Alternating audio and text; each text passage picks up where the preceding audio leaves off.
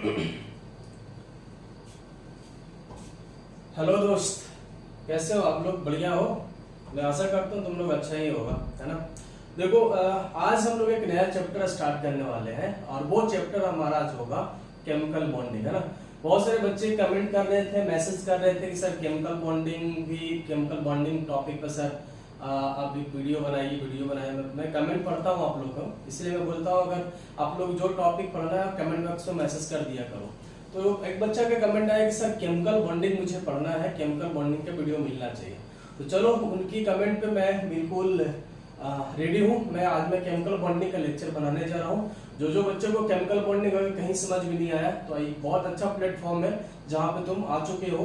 आपको हर बात, एक छोटी छोटी बात लेकर के हम केमिकल बॉन्डिंग में जो भी टर्म को यूज होगा, जो भी वर्ड यूज होगा, जो भी कॉन्सेप्ट यूज होगा, हर बात को हम क्लियर करेंगे, ठीक है। और केमिकल बॉन्डिंग इनऑर्गेनिक का समझ लो अपना आप एक बैकबोन है ना। केमिकल बॉन्डिंग अगर जिसको समझ में नहीं आया, आप कुछ नहीं समझ में। हालांकि केमिकल बॉन्डिंग एक ऐसा चैप्टर है जो कोई भी केमिस्ट्री पढ़ लो हर जगह आपको यूज होगा, इसलिए केमिकल बॉन्डिंग को समझना बहुत ही ज्यादा जरूरी है, क्योंकि ये ऐसा चैप्टर है जहां पर हर जगह आपको यूज आता है। देखो, बॉन्डिंग है यार, तो बॉन्ड कहाँ नहीं मिलता। जब फिजिकल पढ़ो, ऑर्गेनिक पढ़ो, चाहे इनऑर्गेनिक पढ़ो, हर जगह बॉन्ड का रिलेशन होता है, ठीक है। इसलिए केमिकल बॉन्ड को हम लोग काफी डेप्थ में पढ़ेंगे, काफी अच्छे से पढ़ेंगे, थोड़ा टाइम दे करके पढ़ेंगे। चाहे जितना भी वीडियो बनाना पड़े हम सारा वीडियो बनाएंगे, लेकिन आपको केमिकल बॉन्डिंग के पूरा कंप्लीट लेक्चर देंगे और अच्छी तरीका से देंगे। आप नोट्स को कंप्लीट करते चलो, लिखते चलो, बनाते चलो, ठीक है। और कमेंट बॉक्स में जो जो डाउट होता है वो मैसेज करते चलिए, कोई दिक्कत नहीं है। हम आपको कमेंट पढ़ेंगे और उसके अकॉर्डिंग आपको जवाब देंगे। और दूसरी बात, बड़ा मेहनत लगता है ना वीडियो बनाने में, आपको तो पता ही है, क्योंकि मैं यार शूट करता हूँ, समझ में आ रहा है कि नहीं। तो एक आशा रहता है कि चलो ये शेयर भी होगा, लाइक भी होगा, सब्सक्राइब भी होगा, तो थोड़ा सा इस चीज पर आप लोग भी ध्यान दिया करो, ताकि उससे हमारा भी कुछ भला हो जाए, ठीक है। और हम लोग बात करते हैं केमिकल बॉन्डिंग पे। देखो भाई, यहाँ पर टॉपिक स्टार्ट हो रहा है केमिकल बॉन्डिंग, है ना। क्या स्टार्ट हो रहा है? बोलो, बॉन्डिंग, है ना। तो बॉन्ड क्या होता है? जैसे सपोज मान लो, पहले मैं एग्जांपल समझा रहा हूँ कि ए और बी के बीच में क्या बन गया? बॉन्ड है। ये क्या है सर? बोलो, बॉन्ड है। ये क्या है? बोलो, बॉन्ड है। देखो, ये क्या है? बोलो, बॉन्ड है। ये बॉन्ड है, समझ में आ रहा है ना। ये क्या है? बोलो, बॉन्ड है। मान के चलो ए और बी एक एटम है, ठीक, जिसको ये बॉन्ड जो क्या करके रखा है? जोड़ करके रखा है। तो जब अगर कोई एक एटम किसी बॉन्ड से जुड़ा हुआ है, कहने का मतलब कि इनके दोनों के बीच में जोड़ के जो रखा है, इनके दोनों बीच में एक अट्रैक्शन चल रहा है। क्या चल रहा है? बोलो, अट्रैक्शन, जिसको हम लोग क्या बोल रहे हैं? Force of attraction. ए और बी के बीच में अट्रैक्शन हो रहा है, जिसको हम लोग फोर्स ऑफ अट्रैक्शन बोल रहे हैं। तो फोर्स ऑफ अट्रैक्शन की वजह से ये दोनों जुड़ा हुआ है, और जुड़ा हुआ जो है, इसी को हम लोग क्या बोल रहे हैं? Bond, right. इसी को हम लोग क्या बोल रहे हैं? बॉन्ड बोल रहे हैं, क्योंकि ये बॉन्ड जो है ये दोनों को जोड़ने के काम कर रहा है। और वो किस तरह से जोड़ रहा है? एक फोर्स ऑफ अट्रैक्शन के द्वारा। ए और बी के बीच में फोर्स ऑफ अट्रैक्शन हो रहा है, और अट्रैक्ट करके एक दूसरे से जुड़ा हुआ है, और जुड़ करके एक बॉन्ड में कन्वर्ट किया हो, जो कि हम इसको क्या बोल रहे हैं?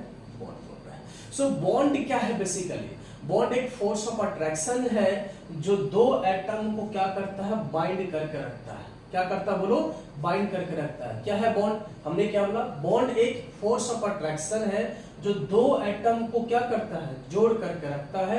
उसी को हम लोग क्या बोलेंगे? बॉन्ड। किसी भी केमिकल रिएक्शन में ऐसा फोर्स ऑफ अट्रैक्शन जो दो या दो से अधिक एटम को बाइंड करके रखे, है ना, होल्ड करके रखे। अब देखो, ये जो बॉन्ड जो है, ए और बी एटम को क्या करके रखा है? पकड़ करके रखा है, मतलब उसको होल्ड करके रखा है। तो इसी को हम लोग क्या बोलेंगे? Sir, bond.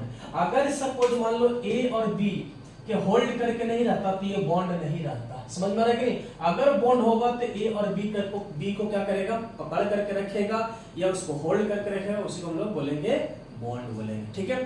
और जब होल्ड करके रखा, तो इनके बीच में फोर्स ऑफ अट्रैक्शन की वजह से, क्योंकि इनके बीच में फोर्स ऑफ अट्रैक्शन चल रहा है, ठीक। और इसी बात को हम लोग लिखते हैं। सर बताओ, बॉन्ड क्या है? तो फोर्स ऑफ अट्रैक्शन क्या है? The force of attraction, the force of attraction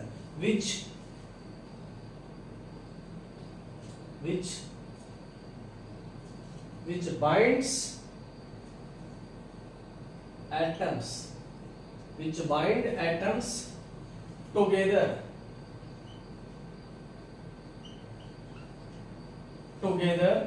in a molecule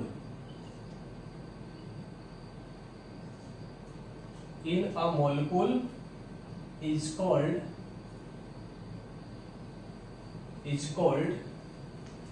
chemical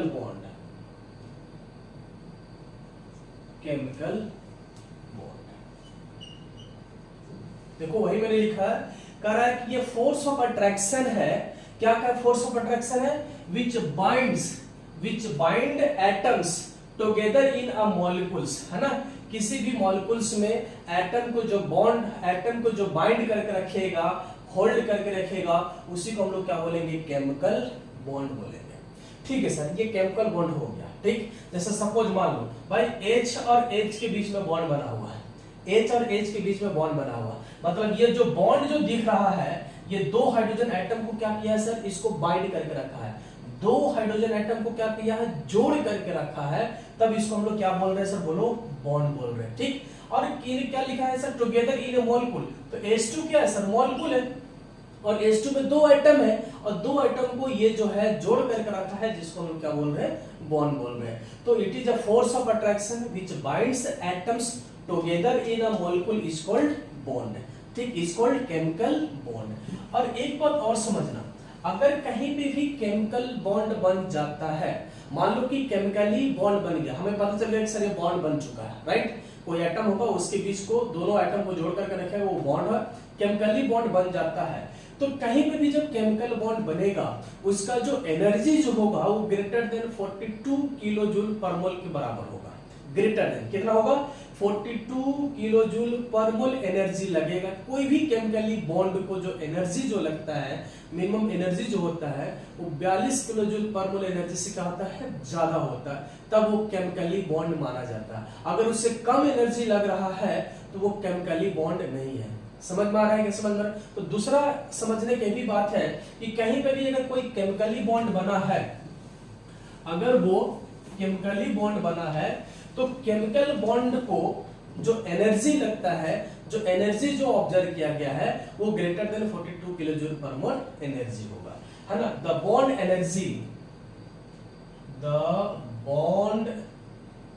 energy required of a chemical bond, the bond energy of a chemical bond will be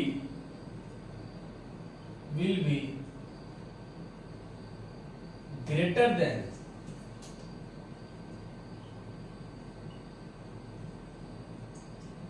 greater than 42 kilojoule पर mole energy. कितना? 42 kilojoule पर mole energy. क्या कर रहा है? The bond energy of chemical bond, किसी भी chemical bond का जो बॉन्ड एनर्जी जो होगा वो 42 किलोजूल पर मोल एनर्जी से क्या होगा? ग्रेटर होगा। क्या होगा बोलो? ग्रेटर, ज्यादा होगा। तब उस बॉन्ड को हम लोग क्या बोलेंगे? Chemical bond. किसी भी बॉन्ड का अगर बॉन्ड एनर्जी 42 किलोजूल पर मोल एनर्जी से ज्यादा है, तो वह बॉन्ड केमिकल बॉन्ड कहलाएगा। बात को ध्यान रखिएगा। ठीक है सर, ये बातें समझ में आया है? ये बात आपको समझ में आया? एक बात और समझिए, अभी हमने क्या देखा कि अगर केमिकल बॉन्ड होगा तो केमिकल बॉन्ड बेसिकली क्या है? एक फोर्स ऑफ अट्रैक्शन है। दो एटम के बीच में जो बॉन्ड जो बन रहा है, जो दोनों एटम को होल्ड करके रखा है, और वहां पे क्या चल रहा है भाई? फोर्स ऑफ अट्रैक्शन चल रहा है। ठीक है ना। जो एटम्स को क्या किया है सर? बाइंड करके रखा है, और उसको हम लोग क्या बोल रहे हैं? बॉन्ड बोल रहे हैं, केमिकल बॉन्ड बोल रहे हैं।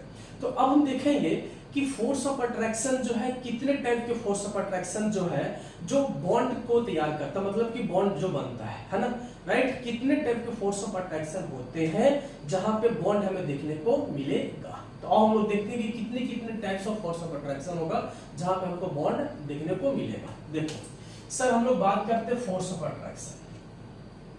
Force of attraction, force of attraction क्या कहेंगे? Force of attraction on the basis of energy, on the basis of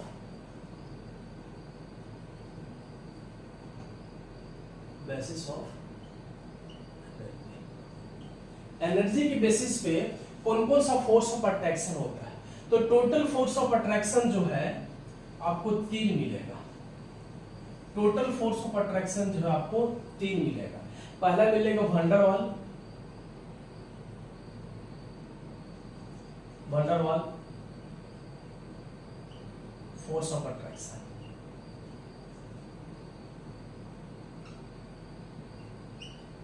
ठीक।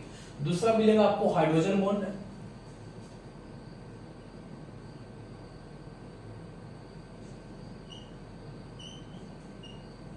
और तीसरा मिलेगा केमिकल बॉन्ड।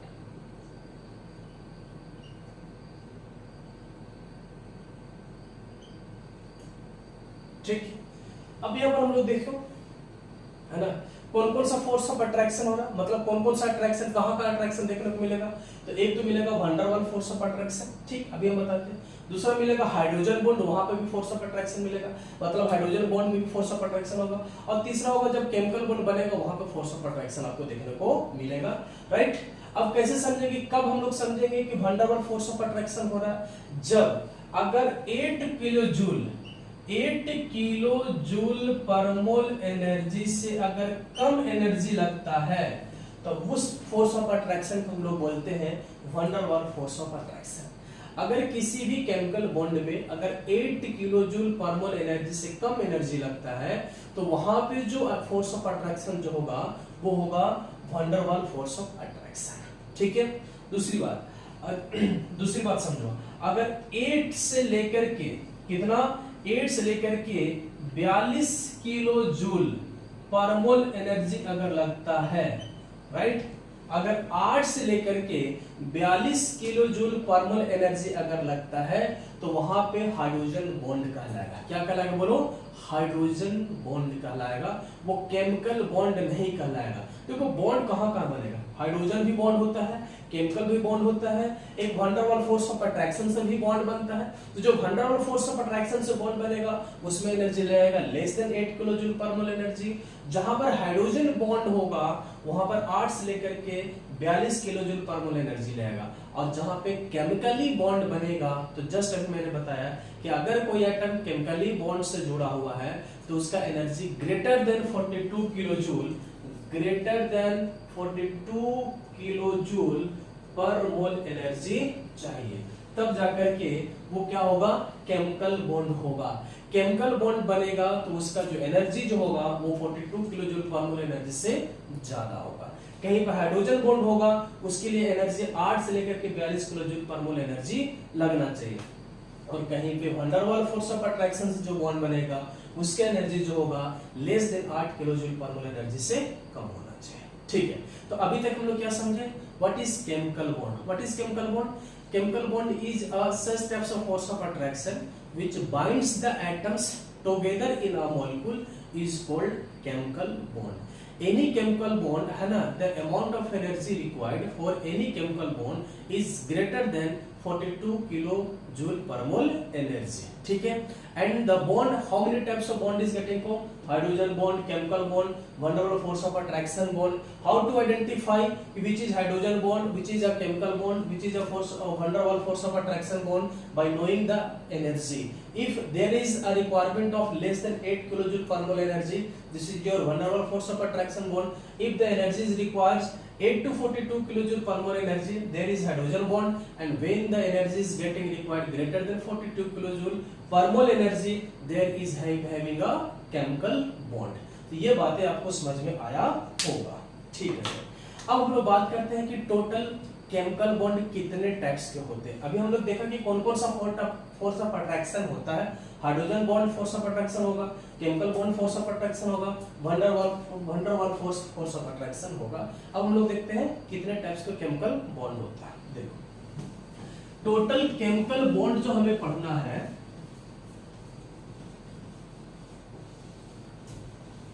टोटल हमें केमिकल बॉन्ड जो पढ़ना है वो कितने पढ़ने हैं, 3 पढ़ना है। केमिकल बॉन्ड टोटल 3 होगा। केमिकल बॉन्ड,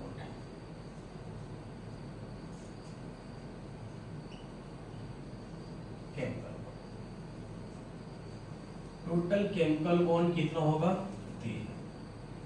पहला जो होगा आयनिक बॉन्ड, आयनिक बॉन्ड। दूसरा जो केमिकल बॉन्ड होता है, टोटल बॉन्ड कितना होता है, केमिकल बॉन्ड कितना होता है, 3। पहला आयनिक बॉन्ड, दूसरा कोवैलेंट बॉन्ड,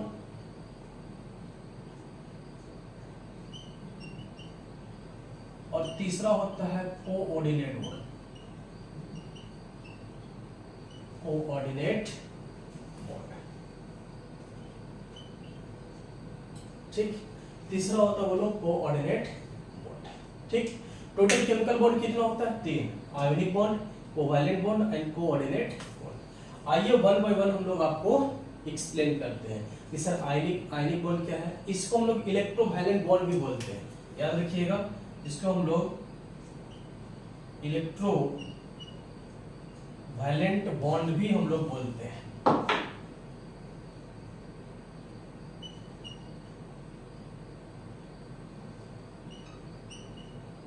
इलेक्ट्रोवैलेंट बॉन्ड भी हम लोग बोलते हैं। ठीक है, चलो तो हम एक्सप्लेन करते हैं कि आयनिक बॉन्ड क्या है। हम लोग आयनिक बॉन्ड से स्टार्ट करेंगे, इसको खत्म करेंगे, उसके बाद कोवैलेंट बॉन्ड हम लोग स्टडी करेंगे, उसके बाद हम लोग कोऑर्डिनेट बॉन्ड स्टडी करेंगे। बिल्कुल हम लोग धीरे धीरे स्टडी करेंगे, आराम से स्टडी करेंगे, समझते हुए स्टडी करेंगे, कोई घबराने की जरूरत नहीं है। और आप हम लोग क्वेश्चन भी करते चलेंगे। ठीक है, और हम लोग बात करते हैं आयनिक बॉन्ड की।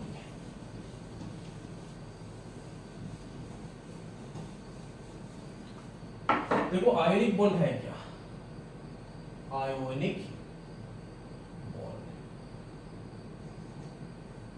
तो आयोनिक बॉन्ड है क्या, देखो आयोनिक बॉन्ड एक ऐसा बॉन्ड है जो एक मेटल और एक नॉन मेटल के बीच में बनता है।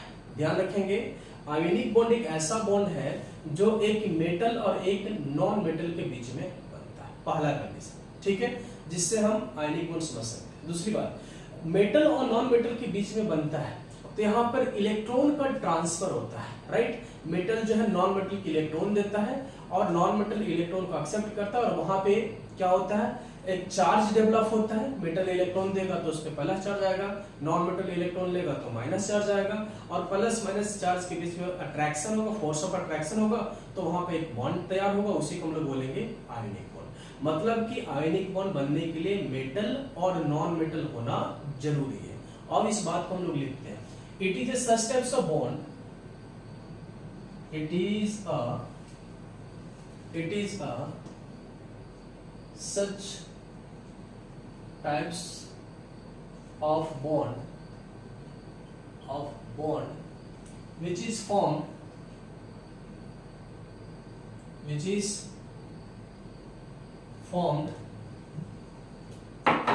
formed between metal and non-metal by complete transfer of electron to form cation, जिसको हम लोग क्या बोलेंगे, मेटल, एंड एनायन, जिसको हम लोग बोलेंगे non metal, and anion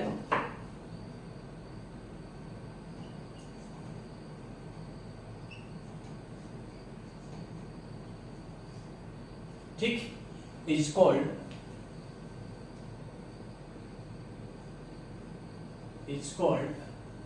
ionic bond। बात को समझिएगा, कह रहा है कि आयनिक बॉन्ड एक ऐसा बॉन्ड है जो किसके बीच में बनता है भाई, एक मेटल होना चाहिए और दूसरा क्या होना चाहिए, नॉन मेटल। और कैसे, by complete transfer of electron. यहां ध्यान रखिएगा, क्या बोल रहा है, कंप्लीट ट्रांसफर ऑफ इलेक्ट्रॉन, है ना, electron to form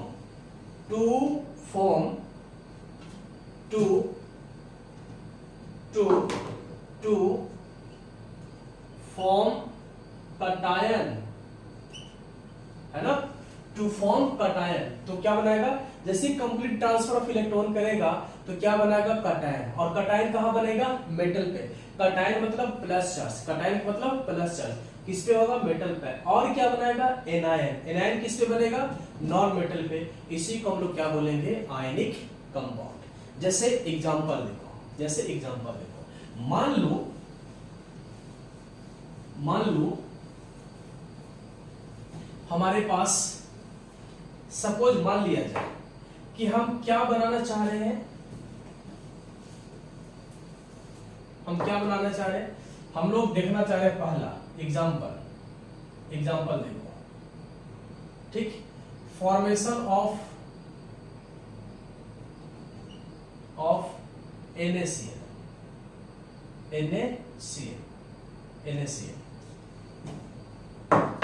formation of NaCl। देखो NaCl है, Na क्या है, मेटल है, और Cl क्या है बताओ, Cl क्या है बताओ, नॉन मेटल है। तो NaCl अपना आप में कैसा कंपाउंड है बोलो, आयनिक कंपाउंड। कैसा कंपाउंड है बोलो, आयनिक कंपाउंड। क्यों, क्योंकि इसमें एक मेटल है और इसमें क्या दूसरा है बोलो, नॉन मेटल है। क्योंकि अभी हमने डिफिनेशन में क्या देखा कि आयनिक कंपाउंड्स वहां बनता है जहां एक मेटल होना चाहिए, दूसरा क्या होना चाहिए, नॉन मेटल होना चाहिए। तो NaCl में एक मेटल है, सोडियम मेटल है, और Cl क्या बोलो, नॉन मेटल। मतलब NaCl अपना आप में कैसा कंपाउंड है, आयनिक कंपाउंड्स है। कैसा कंपाउंड है बोलो, आयनिक कंपाउंड्स, आयनिक कंपाउंड्स। लेकिन अभी कैसे बना उस चीज के बारे में देखते हैं, बताओ। राइट, NaCl कैसे बना होगा, Na आया होगा, उसके बाद Cl आया होगा। तो Na आया होगा तो क्या किया होगा सर, पहले आया होगा सोडियम। सोडियम मेटल है तो क्या करेगा, इलेक्ट्रॉन को लॉस करेगा, ठीक। तो क्या बना लेगा बोलो, Na प्लस और Cl माइनस, Na प्लस और Cl minus, sorry Na plus. क्या बना लेगा बोलो, अगर सोडियम है तो सोडियम में एक इलेक्ट्रॉन को लॉस करेगा तो क्या बना लेगा बोलो, Na प्लस, और एक इलेक्ट्रॉन को लॉस किया तो E माइनस, है ना। एक इलेक्ट्रॉन को लॉस करेगा तो एक चार्ज आएगा, एक इलेक्ट्रॉन को लॉस किया। एक इलेक्ट्रॉन को कैसे लॉस करेगा, क्योंकि इसका आउटर मोस्ट ऑर्बिट में कितना इलेक्ट्रॉन है, एक। एटॉमिक नंबर सोडियम में कितना होता है, 11, 2 8 1। ये जो आउटर मोस्ट ऑर्बिट में इलेक्ट्रॉन है, ये इलेक्ट्रॉन के क्या कर दिया, लॉस। तो एक इलेक्ट्रॉन को लॉस किया तो सोडियम का 1 प्लस, ठीक, पहले बार। दूसरी बार में Cl है, Cl नॉन मेटल है, इसका आउटर मोस्ट ऑर्बिट में कितना होगा, 2 8 और 7, कितना 2 8 7। इसको एक इलेक्ट्रॉन पे जरूरी है, एक इलेक्ट्रॉन को गेन किया। ये जो इलेक्ट्रॉन लॉस किया ये गेन कर लेगा, गेन करेगा तो यहाँ पे क्या होगा बोलो, Cl माइनस। क्या होगा बोलो, Cl माइनस। अब इसके पास कितना इलेक्ट्रॉन हो गया बोलो, 2 8 और 8। इसके पास भी कितना इलेक्ट्रॉन हो गया, 2 और 8 हो गया। एक इलेक्ट्रॉन लॉस किया तो 2 8 हो गया। यहाँ पर 2 8 7 था, एक इलेक्ट्रॉन के गेन किया, एक गेन किया तो एक माइनस चार्ज, ठीक। तो इतने के यहाँ पे क्या हो गया सर, 2 8 और 8।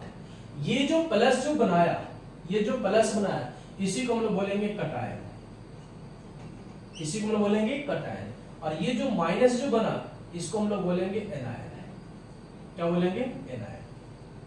अब इसके बाद ये प्लस और माइनस तीसरा स्टेप में आएगा, Na प्लस और Cl माइनस आपस में आएगा और NaCl का फॉर्मेशन करेगा। NaCl की क्या कर लिया बोलो, फॉर्मेशन कर लिया। प्लस माइनस क्या क्या है, एक दूसरे के साथ फोर्स ऑफ अट्रैक्शन, क्योंकि दो अपोजिट चार्ज होगा तो इनके बीच में फोर्स ऑफ अट्रैक्शन होगा। ये दोनों अट्रैक्ट हुआ और अट्रैक्ट होकर NaCl के फॉर्म में कंप्लीट हुआ। अब हम लोग इसको क्या बोलेंगे, सोडियम क्लोराइड्स। और सोडियम क्लोराइड्स अपने आप में क्या है, एक आयनिक कंपाउंड है, क्योंकि इसमें एक मेटल दिख रहा है, इसमें एक नॉन मेटल दिख रहा है, ठीक। लेकिन जब तुम बोलोगे कि सर वहां पर आपने क्या लिखा है कि the bond is form between metal non metal by complete transfer of electron, तो सर यहाँ पे कंप्लीट ट्रांसफर ऑफ इलेक्ट्रॉन की क्या मतलब है, यहाँ तो कुछ दिख नहीं रहा है ऐसा। आइए मैं बात करता हूं। एक तो तरीका NaCl बनाने का ऐसा हुआ, एक्चुअल में रियल तरीका यही हुआ कि पहले सोडियम आता है, एक इलेक्ट्रॉन को लॉस किया, उसके बाद Cl आता है, एक इलेक्ट्रॉन को गेन किया तो Cl माइनस बनाया, ये Na प्लस बनाया। अब Na प्लस Cl माइनस एक साथ आता है और दो अपोजिट चार्ज जब पास में आएगा तो अट्रैक्शन होगा, अट्रैक्ट करके यहाँ पे NaCl बन जाता है।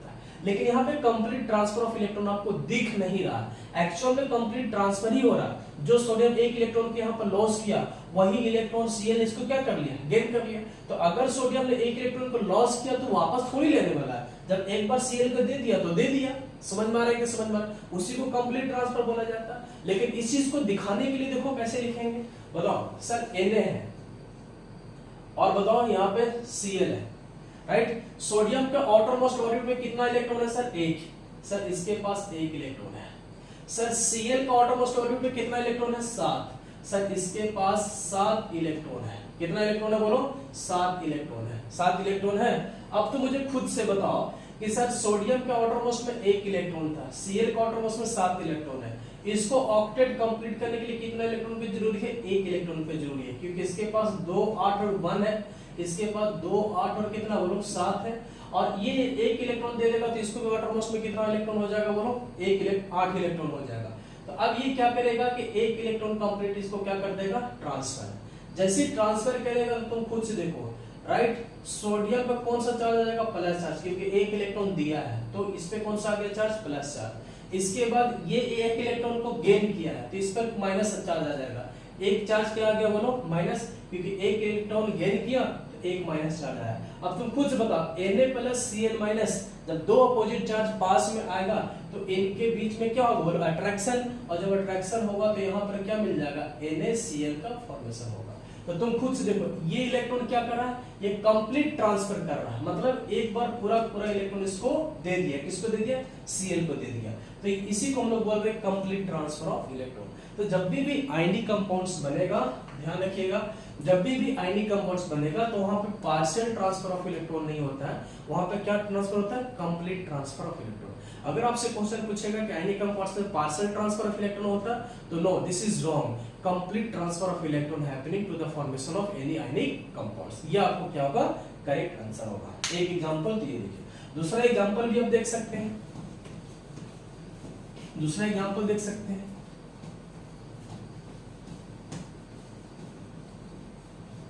जैसे देखो, अगर आप चाहो सर क्या बनाना चाहते हो? दूसरा एग्जांपल, फॉर्मेशन ऑफ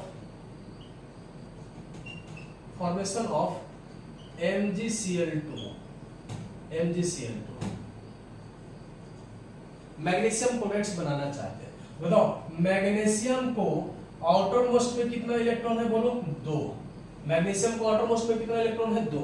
क्योंकि एटॉमिक नंबर कितना होता है? 12। तो 2 8 2 है ना, 2 8 2 12 हो गया, ठीक है। इसका आउटर मोस्ट में कितना इलेक्ट्रॉन है? 2। सर Cl है, सर Cl है। अब बताओ, Cl है ना, खुद से देखो। अब बताओ Cl है, आपके पास कितना Cl है बोलो? 2 Cl है। कितना Cl? 2 Cl। इसको आउटर मोस्ट में कितना इलेक्ट्रॉन होगा बोलो? 7। इसके पास भी कितना होगा बोलो? 7 होगा। 7 होगा ना। अब बताओ, 1 इलेक्ट्रॉन इसको देगा और 1 इलेक्ट्रॉन इसको देगा, ठीक। क्योंकि इसको भी 1 इलेक्ट्रॉन से ज्यादा ले नहीं सकता, क्योंकि इसके पास 7 है तो 1 ही इलेक्ट्रॉन चाहिए, इसलिए 1 इलेक्ट्रॉन इसको देगा और 1 इलेक्ट्रॉन क्या देगा? इसको देगा। अब बताओ, ठीक है ना। अब बताओ, ये मैग्नीशियम 2 इलेक्ट्रॉन को ट्रांसफर किया तो बताओ यहाँ पर क्या होगा? Mg2+, क्या होगा बताओ? Mg2+। मैग्नीशियम 2 इलेक्ट्रॉन दिया है ना, तो मैग्नीशियम में कितने चार्ज आ जाएगा? 2। और Cl यहाँ पे देखो, Cl जो है, ये Cl हो चाहे ये Cl है, दोनों में से कोई Cl है, कितना इलेक्ट्रॉन पे ले रहा है? 1 इलेक्ट्रॉन पे ले रहा है। ये वाला Cl के देखो, ऊपर वाला Cl के देखो या नीचे वाला Cl के देखो, ले कितना रहा है? एक ही इलेक्ट्रॉन ले रहा है। तो जब लेने वाला पे कौन सी चार्ज आएगा? माइनस। तो माइनस भी कितना आएगा सर? 1 ही माइनस आएगा। आ समझ में? लेकिन यहाँ पे 2 Cl है तो यहाँ पर क्या होगा? 2 Cl माइनस हो जाएगा। अब बताओ सर, 2 Cl माइनस है तो Mg2+ ही है, क्योंकि Cl पर हम -1 ही दिखाएंगे, क्योंकि लेना है कितना सर? 1 ही लेना है। लेकिन 2 Cl है तो इसको हम लिखेंगे कैसे? 2 Cl माइनस। अब बताओ यहाँ पे, अब खुद से बताओ कि अब अगर हम इसको लिखने की कोशिश करें तो दोनों के बीच में क्या होगा बोलो? फोर्स ऑफ अट्रैक्शन होगा। जब फोर्स ऑफ अट्रैक्शन होगा तो क्या होगा यहाँ पे बोलो? MgCl2। क्या होगा बोलो? MgCl2, right. क्योंकि इस पे कितना चार्ज था? 2, तो किस पे आ गया सर? Cl पे। और इस पे कितना चार्ज था? 1, तो किस पे आ गया सर? इस पे आ गया, मैग्नीशियम पे। तो कंप्लीट क्या होगा बोलो? MgCl2 हो गया। समझ में आ रहा? अब ऐसे भी देखो, एक तो तरीका ये हुआ, दूसरा तरीका क्या था? दूसरा तरीका क्या था? सर मैग्नीशियम है, सर मैग्नीशियम है, सर मैग्नीशियम क्या करेगा सर? 2 इलेक्ट्रॉन को लॉस, Mg2+ प्लस 2 इलेक्ट्रॉन। समझ में आ रहा कि नहीं? 2 इलेक्ट्रॉन को लॉस किया। सर यहाँ पे बताओ क्या था? Cl था। आ रहा समझ में? तो 2 Cl है तो 2 इलेक्ट्रॉन को गेन करेगा, तो यहाँ पर क्या होगा बोलो? 2 Cl माइनस। अब बताओ यहाँ पर Mg2+ यहाँ पर क्या होगा बताओ, तीसरा स्टेप में क्या होगा, Mg2 प्लस 2Cl माइनस आया, वही वाला चीज आया कि नहीं आया, 2Cl था, 2 इलेक्ट्रॉन के गेन किया तो 2Cl माइनस होगा, Mg2 plus 2Cl minus reaction करके क्या बना लगे बोलो, MgCl। ठीक है, तो MgCl2 कैसा कंपाउंड है बोलो, आयनिक कंपाउंड है। लेकिन एक बात को तुमने नोटिस किया, क्या नोटिस किया कि सर ठीक है आपने बोला कि आयनिक कंपाउंड्स है, ठीक है ना, आयनिक कंपाउंड्स है या आयनिक बॉन्ड है, क्या बोलो, आयनिक बॉन्ड है। तो आयनिक बॉन्ड जो है, तो इस आयनिक कंपाउंड्स में बॉन्ड कहाँ दिख रहा है, या NaCl जो अभी बनाए थे तो NaCl में बॉन्ड कहाँ दिख रहा है, बिल्कुल सही आपने पूछा क्वेश्चन कि सर बॉन्ड तो दिख नहीं रहा है, क्योंकि आपने क्या बोला सर आयनिक बॉन्ड, और बॉन्ड क्या होता है, जो दो एटम को पकड़ करके रखता है। मतलब अगर सर MgCl2 था तो MgCl2 में बॉन्ड तो दिखना चाहिए था, जो कि मैग्नीशियम और Cl को क्या करता, पकड़ करके रखता, होल्ड करके रखता, तो ऐसा तो दिख नहीं रहा। MgCl2 भी लिख दिए, NaCl भी लिखे, तो बॉन्ड तो दिखा नहीं। एक्चुअल में क्या होता है बेटा समझना, कि किसी भी आयनिक कंपाउंड्स में बॉन्ड नहीं होता है, सिर्फ होता क्या है, जब दो अपोजिट चार्ज पास में जब आते हैं तो इनके बीच में फोर्स ऑफ अट्रैक्शन होता है, और वही फोर्स ऑफ अट्रैक्शन की वजह से एक दूसरे के साथ जुड़े हुए रहते हैं, और काफी ज्यादा स्ट्रांगली फोर्स ऑफ अट्रैक्शन होता है। तुम खुद से समझो, जब दो अपोजिट चार्ज होता है उनके बीच में फोर्स ऑफ अट्रैक्शन क्या होता है, काफी ज्यादा होता है। क्या होता है बोलो, काफी ज्यादा होता है। तो वो फोर्स ऑफ अट्रैक्शन की वजह से ये दो एटम जो है पास में रहते हैं, इसी वजह से उनके बीच में कोई बॉन्ड नहीं बनता है, बट उनके बीच में सिर्फ क्या होता है बोलो, फोर्स ऑफ अट्रैक्शन होता है। और वही फोर्स ऑफ अट्रैक्शन की वजह से एक बॉन्ड की तरह, इमेजिनरी बॉन्ड की तरह फील होता है कि भाई इनके बीच में बॉन्ड चल रहा होगा। क्यों, क्योंकि फोर्स ऑफ अट्रैक्शन कंप्लीट है। जैसे मान लिया जाए कि सर ठीक है, जैसे देखो सर सोडियम है, Na+ और Cl- है, ये दोनों अपोजिट चार्ज वाले हैं, इनके बीच में फोर्स ऑफ अट्रैक्शन चल रहा होगा, इनके बीच में फोर्स ऑफ अट्रैक्शन चल रहा होगा, तो ये फोर्स ऑफ अट्रैक्शन कंटिन्यू होता है। ये फोर्स ऑफ अट्रैक्शन जो है कंटिन्यू होता है, ऐसा नहीं कि अभी ये Na+ Cl- अट्रैक्ट करेगा बाद में छोड़ देगा, ऐसा नहीं, ये कंटिन्यू होते हैं। तो कंटिन्यू जब फोर्स ऑफ अट्रैक्शन होगा तो बिल्कुल एक इमेजिनरी लाइन की तरह दिखता है। क्या दिखता है बोलो, एक इमेजिनरी लाइन, क्योंकि भाई फोर्स ऑफ अट्रैक्शन होगा तो किसके बीच में होगा, इलेक्ट्रॉन के बीच में होगा। तो वो इलेक्ट्रॉन जो कंप्लीट फोर्स ऑफ अट्रैक्शन होते रहता है, तो ये कैसा दिखता है, इमेजिनरी लाइन की तरह दिखता है। तो उसको हम लोग कह देते हैं कि सर यहाँ पे इनके बीच में एक बॉन्ड बन रहा होगा, बट एक्चुअल में बॉन्ड बनता नहीं है, बस दो अपोजिट चार्ज एक दूसरे को अट्रैक्ट करके रखते हैं, ठीक है, स्ट्रांगली अट्रैक्ट करके रखता है, इसीलिए इसको हम लोग आयनिक बॉन्ड बोल देते हैं। तो आओ इस बात को भी लिखते हैं कि आयनिक बॉन्ड, नोट में करके लिखेंगे, आयनिक बॉन्ड जो है, आयनिक बॉन्ड जो है एक्चुअल में बॉन्ड नहीं है। Ionic bond is not a bond, only it is a force of attraction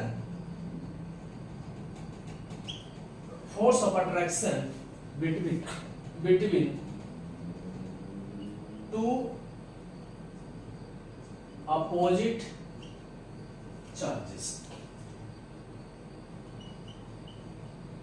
two opposite charges, ionic bond actually में बॉन्ड नहीं है, राइट। ये क्या है, only a force of attraction between two opposite charges, दो opposite charge के बीच में क्या बोलो, फोर्स ऑफ अट्रैक्शन है, उसी को हम लोग क्या बोल रहे हैं, आयनिक बॉन्ड। क्या बोल रहे हैं, आयनिक बॉन्ड। और आयनिक बॉन्ड कहाँ कहाँ बनता है, मेटल और नॉन मेटल, फिक्स है। चलो ये बात समझ में आया होगा।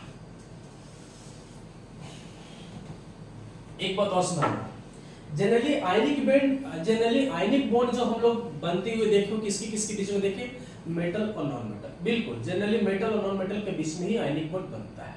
लेकिन ध्यान रखिएगा कि एक नोट में और भी बात लिखा रहा हूं, लेकिन ध्यान रखिएगा कि एक मॉलिक्यूल और भी है जो वो मेटल नहीं है, वो नॉन मेटल है, लेकिन वो भी आयनिक कंपाउंड्स बनाता है। समझ में आ रहा है? ठीक है, अभी हमने पढ़ा कि मेटल और नॉन मेटल के बीच में आयनिक बॉन्ड बनता है, लेकिन एक ऐसे भी आपको हम मॉलिक्यूल दिखाने वाले हैं जो मेटल नहीं है, नॉन मेटल ही है, लेकिन नॉन मेटल के साथ रिएक्शन करके आयनिक बॉन्ड बना रहा है, और जिसको नाम है NH4+ आयन। क्या है? NH4+, अमोनियम आयन, NH4+, इसको हम लोग बोलेंगे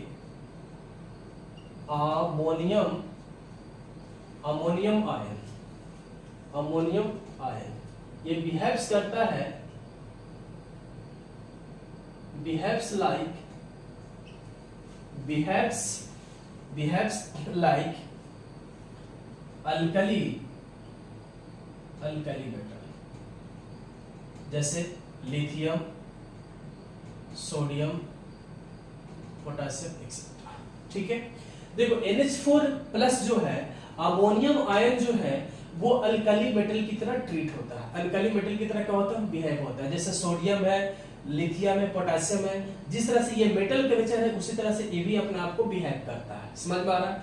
तो ये मेटल जो है किसी नॉन मेटल के साथ रिएक्शन करके आयनिक कंपाउंड्स बना रहा था, तो ये भी जो है अमोनियम आयन भी जो है नॉन मेटल के साथ रिएक्शन करके आयनिक कंपाउंड्स बनाएगा। हालांकि ये मेटल नहीं है, लेकिन मेटल की तरह ट्रीट होता है, बिहेव्स होता है, इसलिए ये भी अपने आप में आयनिक कंपाउंड्स बनाता है। तो इस बात की भी आप ध्यान रखिएगा।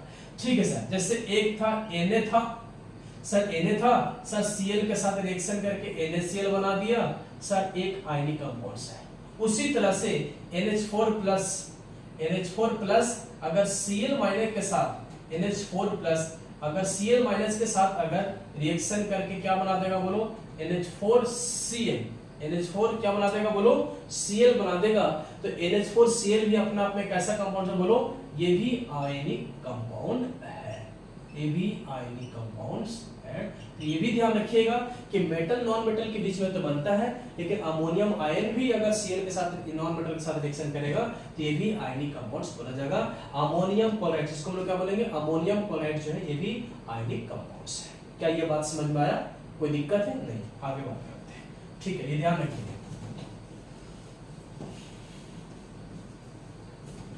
अब हम लोग देखते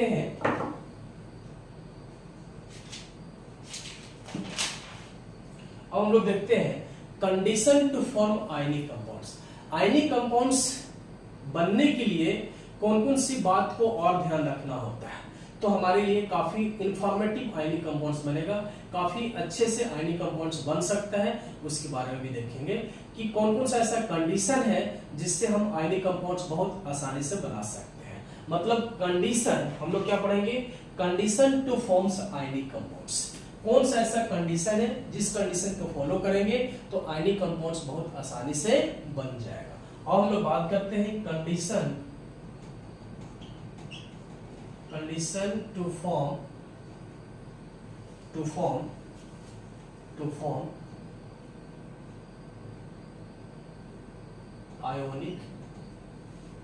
ionic compounds. Condition to form ionic compounds, condition to form ionic compounds. ठीक, condition to form ionic compounds. ठीक है, पहला कंडीशन ध्यान रखिएगा, कि आयनिक कंपाउंड्स बनाने में जो मेटल आपने यूज किया है उस मेटल का आयोनाइजेशन एनर्जी लो होना चाहिए।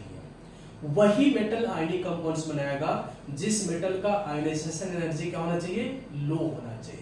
जिस मेटल का आयोनाइजेशन एनर्जी हाई होगा वो अच्छा आयनिक कंपाउंड्स नहीं बना सकता है। ठीक है, कभी असर्शन रीजन में इस तरह के क्वेश्चन पूछा जा सकता है, थ्योरेटिकल टाइप के क्वेश्चन आपसे यहाँ से बनाया जा सकता है, ऑब्जेक्टिव भी क्वेश्चन आपसे बनाया जा सकता है, इस बात को ध्यान रखेंगे। ठीक है, तो हम लोग क्या लिख रहे हैं? The ionization energy,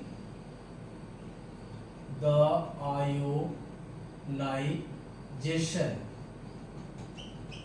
ionisation energy of the metal, ionization energy of the metal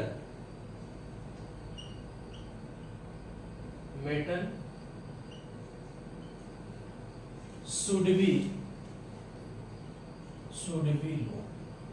क्या होना चाहिए? Ionization energy of the metal का आयोनाइजेशन एनर्जी क्या होना चाहिए? लो होना चाहिए। मतलब मेटल बोले तो क्या था? M, अभी हम इन जनरल मान लेते हैं, M, मेटल को M बोल रहे हैं, मतलब M प्लस जो है इसका आयोनाइजेशन एनर्जी क्या होना चाहिए बोलो, लो होना चाहिए। आयोनाइजेशन एनर्जी क्या होता है आपको पता है, आयोनाइजेशन एनर्जी का मतलब क्या होता है, the amount of energy required to remove an electron from gaseous atom is called ionization energy, है ना।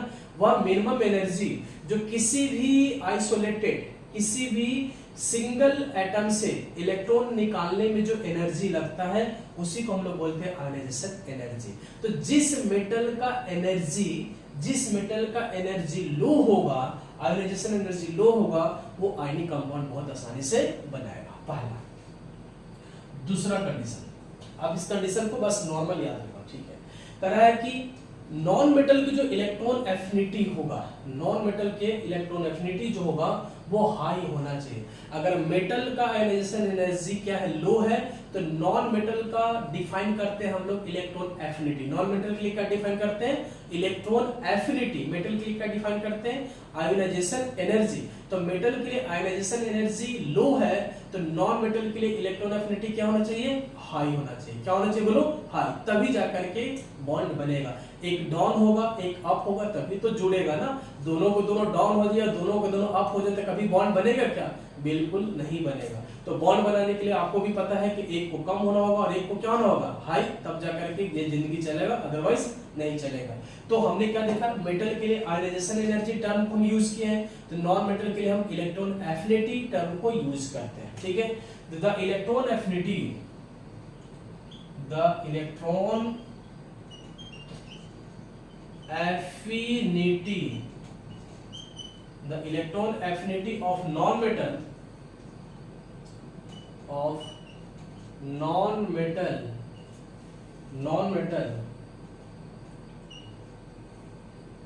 should be high, should be क्या होना चाहिए बोलो, high.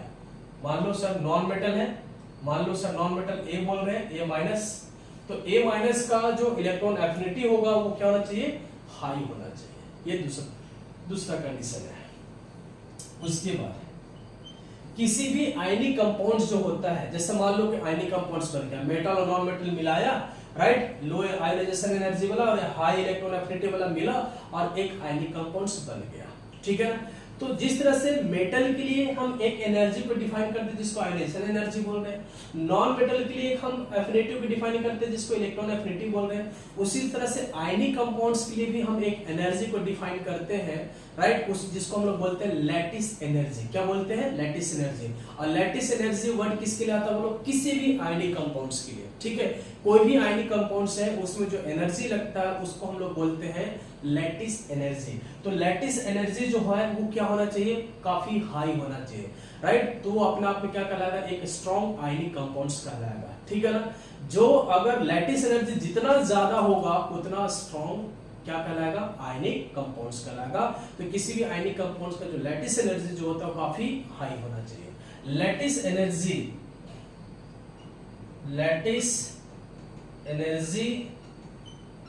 Of ionic compound, lattice energy of ionic compounds formed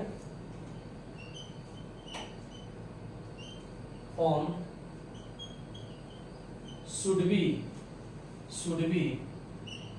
high। किसी भी आयनिक compounds के, कोई भी आयनिक कंपाउंड्स का लैटिस एनर्जी जो होगा वो हमेशा क्या होगा, काफी ज्यादा होगा।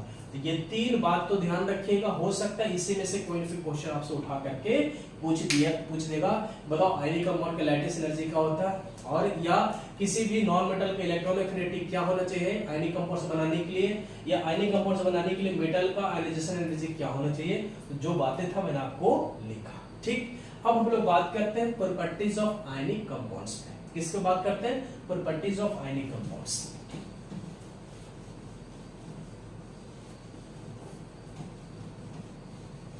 चलो अब हम लोग क्या देखने जा रहे हैं, properties of ionic compounds.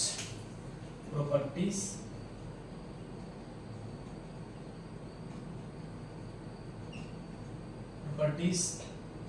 Of ionic compounds.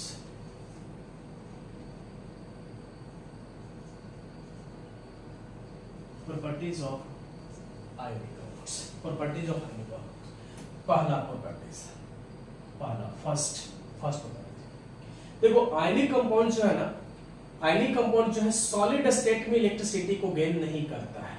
अगर मान लो कि कोई आयनिक कंपाउंड्स है तो आयनिक कंपाउंड सॉलिड स्टेट में, क्योंकि देखो आयनिक कंपाउंड्स है तो आयनिक कंपाउंड्स में क्या होता है, आयंस फ्री होते हैं, एक प्लस होता है और एक माइनस होता है। समझ में आ रहा है कि नहीं? तो आयनिक कंपाउंड्स इलेक्ट्रिसिटी को कंडक्ट करता है। समझ में आ रहा है कि नहीं? इलेक्ट्रिसिटी को कंडक्ट करता है। पहला प्रॉपर्टीज हम ये बोलेंगे कि आयनिक कंपाउंड्स कंडक्ट इलेक्ट्रिसिटी, लेकिन ध्यान रखेंगे वो इलेक्ट्रिसिटी कंडक्ट किसमें करता है, मोल्टेन स्टेट में। लेकिन सॉलिड स्टेट में बात करें तो आयनिक कंपाउंड जो होता है वो बैड कंडक्टर ऑफ इलेक्ट्रिसिटी होता है। ठीक है, तो हम लोग बात करते हैं आयनिक कंपाउंड्स। पहला properties, ionic compound do not conduct electricity,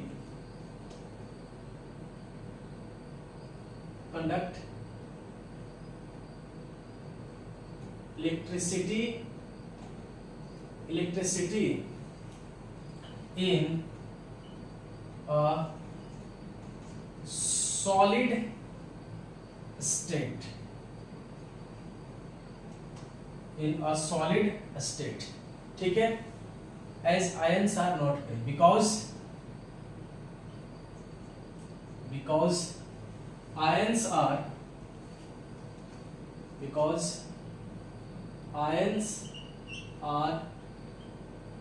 not free to move। क्योंकि आयनिक कंपाउंड्स का सॉलिड स्टेट में आयंस फ्री नहीं होता है, इसलिए इलेक्ट्रिसिटी कंडक्ट नहीं करेगा, क्योंकि इलेक्ट्रिसिटी कंडक्ट करने के लिए आयंस को फ्री होना जरूरी है। लेकिन अगर मोल्टेन स्टेट में अगर बात करा, बट इन मोल्टेन स्टेट में अगर आपसे बात करेगा तो इट कैन, मोल्टेन स्टेट या एक्वस स्टेट और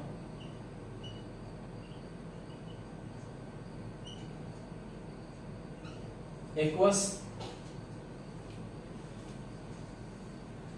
स्टेट, they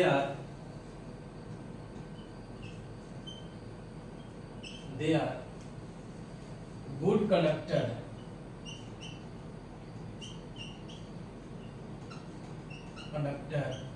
of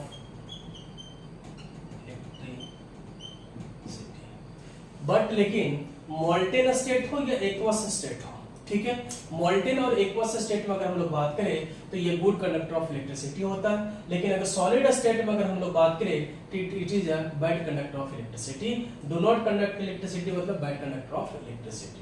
तो पहला तो प्रॉपर्टीज आपने यही देखा कि जो आयनिक कंपाउंड जो होता है इलेक्ट्रिसिटी सॉलिड स्टेट में कंडक्ट नहीं करता है, बट मोल्टेन स्टेट में इलेक्ट्रिसिटी कंडक्ट करता है।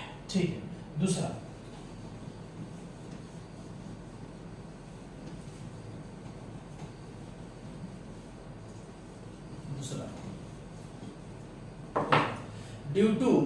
Due to strong force of attraction between ions. Ionic compounds के दो आयंस के बीच में फोर्स ऑफ अट्रैक्शन काफी हाई होता है। क्या होता है बोलो? काफी हाई, काफी स्ट्रांगली होता है। अभी मैंने आपको बताया कि ये दोनों जो प्लस और माइनस जो होंगे, दो अपोजिट चार्जेस होगा, इनके बीच में काफी स्ट्रॉन्ग फोर्स ऑफ अट्रैक्शन लगता है। तो due to strong force of attraction, दूसरा due to strong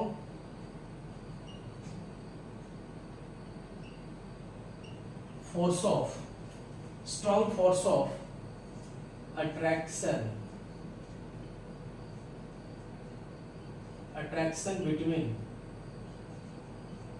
between ions, due to strong force of attraction between ions and formation of lattice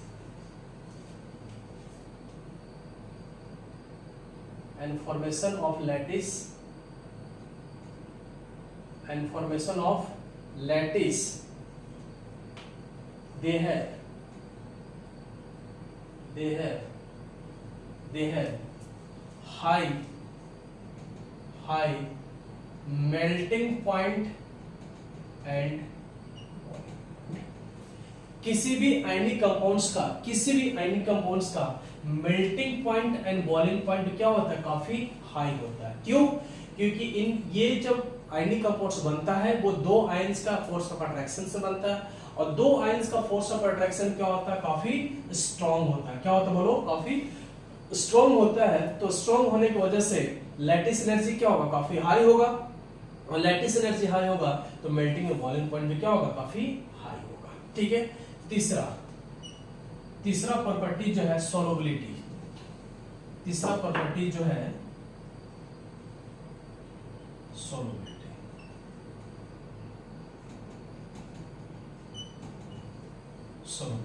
ठीक है। तो आयनिक कंपाउंड जनरली क्या होता है बोलो, जनरली पानी में सोलुबल होता है। Generally ionic compounds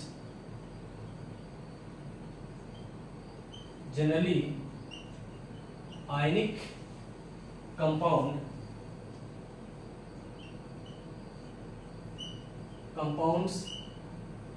are soluble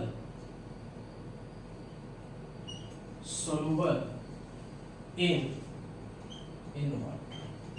तो तीसरा प्रॉपर्टी ये है कि आयनिक कंपाउंड्स होगा वो पानी में जनरली क्या होता है, सोलुबल होता है। ठीक है। आयनिक कंपाउंड्स पानी में क्या होता है, सोलुबल। जैसे NaCl क्या है, आयनिक कंपाउंड्स है, सोडियम क्लोराइड सॉल्ट है। ठीक है। जो हम लोग खाते हैं NaCl, उसको पानी में डालोगे तो क्या होगा, घुल जाएगा। क्यों? क्योंकि आयनिक कंपाउंड्स है।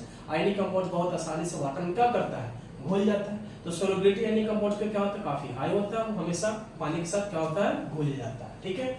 सर किसी भी आयनिक कंपाउंड का मेल्टिंग पॉइंट बॉइलिंग पॉइंट क्या होगा, काफी हाई होगा। क्या होगा बोलो, काफी हाई होगा। आयनिक कंपाउंड्स जो है सॉलिड स्टेट में इलेक्ट्रिसिटी को गेन नहीं करता है, लेकिन मोल्टेन और एक्वस सॉल्यूशन में इलेक्ट्रिसिटी को क्या करता है, गेन करता है। तो ये आपका हुआ बोलो क्या हुआ, आयनिक कंपाउंड्स। ठीक है। अगला जो है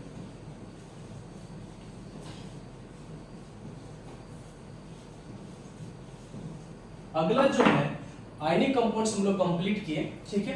इसके बारे में और डिटेल्स हम लोग पढ़ेंगे। अभी हम थोड़ा सा कंसेप्ट दे रहे हैं आयनिक कंपाउंड्स के बारे में। अभी इसका हम, क्योंकि अभी क्या चल रहा है, अभी स्टार्टिंग है लेक्चर का। ठीक है ना। तो अभी हम सिर्फ थोड़ा सा आयनिक कंपाउंड्स के बारे में, हम लोग आयनिक कंपाउंड्स और भी पढ़ेंगे। हम लोग आगे फजांस रोल वगैरह पढ़ेंगे ना, तो आयनिक कंपाउंड्स वहां पे भी आएगा, आयनिक नेचर वहां पे भी आएगा, तो वहां भी हम लोग डिटेल्स देखेंगे। अभी तक के लिए इतना काफी है। अब हम लोग थोड़ा सा एक्सप्लेन करेंगे कोवैलेंट बॉन्ड के बारे में। कोवैलेंट बॉन्ड किसके बारे में पढ़ेंगे बोलो, कोवैलेंट बॉन्ड के बारे में। लेकिन हम कोवैलेंट बॉन्ड और कोऑर्डिनेट बॉन्ड ये आपको अगले लेक्चर में देंगे। आज तक यही, क्योंकि मेरे पास थोड़ा सा टाइम कम है, इसकी वजह से अभी हम इस लेक्चर को ज्यादा नहीं खींचेंगे। ठीक है। हम यहीं पे इसको राउंड अप करते हैं। ठीक है। अगले लेक्चर में आएंगे तो कोवैलेंट और कोऑर्डिनेट बॉन्ड को हम एक्सप्लेन करेंगे, और इससे आगे भी हम लोग देखेंगे। ठीक है। तो आज टाइम कम होने की वजह से यहाँ तक है। ठीक है। आप यहाँ तक नोट्स बनाइए, पढ़िए, आज जैसे वीडियो का वेट कीजिए, जैसे मिलता है फिर आगे आप प्रोसीड करेंगे। ठीक है। Okay, thank you.